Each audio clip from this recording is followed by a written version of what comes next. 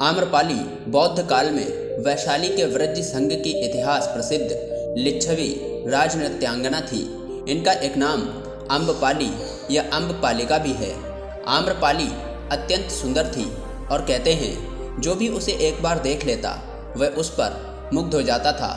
अज्ञातशत्रु उसके प्रेमियों में था और उस समय के उपलब्ध साहित्य में अज्ञातशत्रु के पिता बिंबसार को भी गुप्त रूप से उसका प्रणयार्थी बताया गया है। आम्रपाली को लेकर भारतीय भाषाओं में बहुत से काव्य, नाटक और उपन्यास लिखे गए हैं। एक बार की बात है, महात्मा बुद्ध अपने शिष्यों के साथ घूमते हुए वैशाली नगर में पहुँचे।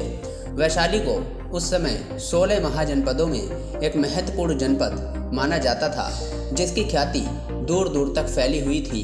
ये नगरी परम वैभवशाली और हर तरफ से संपन्न थी। महात्मा बुद्ध के आने की बात पूरे नगर में फैलते देर न लगी। जिसे जब पता चलता वह तभी उनसे मिलने पहुंच जाता और उनके उपदेश सुनकर खुद को भाग्यशाली समझता। बुद्ध का चरित्र ही ऐसा प्रभावशाली था कि उनसे प्रभावित हुए बिना कोई नहीं रह सका। उस नगर की गणिका और राजनर्तकी आम्रपाली भी बुद्ध से मिलने की इच्छुक थी। वह खुद महात्मा बुद्ध के पास चलकर आई और उन्हें अपने घर भोजन के लिए आमंत्रित किया। उसने इतने सरल और प्रेम भाव से बुद्ध से विनती की कि बुद्ध मना नहीं कर सके। जब ये बात उनके शिष्यों को पता चली कि महात्मा बुद्ध ने एक गणिका का आमंत्रण स्वीकार किया है, तो सबने इसका विरोध किया। महात्मा बुद्ध ने बड़ी सरलता से अपने शिष्यों से कहा, मैंने तो उसकी प्रेम भावना देखी। उसने जिस भावना से मुझे बुलाया है वह बिल्कुल पवित्र और निश्चल था। वह आज मुझसे मिलने एक गणिका बनकर नहीं बल्कि एक भक्ति भाव से आई थी। फिर भला मैं कैसे उसका आमंत्रण स्वीकार ना करता, वह चाहे एक वैश्या हो या फिर कोई सन्यासी।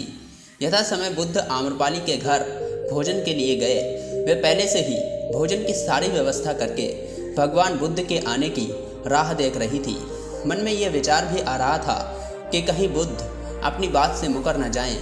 इतने बड़े सन्यासी भला क्यों एक वैश्या के बुलाने पर उसके घर आकर भोजन करेंगे। परंतु जैसे ही आम्रपाली ने बुद्ध को अपने घर आते देखा, उसकी प्रसन्नता का ठिकाना न रहा। वह दौड़कर दरवाजे पर गई और उनका स्वागत किया। खुद अपने हाथों से भोजन परोसा और उनकी आवभगत की। महात्मा बुद्ध के शिष्यों ने जो उनके साथ आए थे, जब एक वैश्या को, जिसके कदमों में खुद सम्राट बिंबसार से लेकर अज्ञातशत्रु थे, पूरी वैशाली जिसकी एक झलक पाने के लिए तरसती थी, उसे एक सन्यासी के लिए ऐसा व्यवहार करते देख बुद्ध के शिष्यों के मन में अपने गुरु के लिए सम्मान और ज़्यादा बढ़ गया। आम्रपाली ने महात्मा बुद्ध के व्यक्तित्व के बारे में जैसा सुना था, उनसे मिलने के बाद वह उनसे उससे ज़्यादा प्रभावित हुई और उसी समय वह बुद्ध के शरण में चली गई। अपनी सारी संपत्ति वह बौद्ध मठ के नाम करके आजीवन भिक्षुणी बन गई।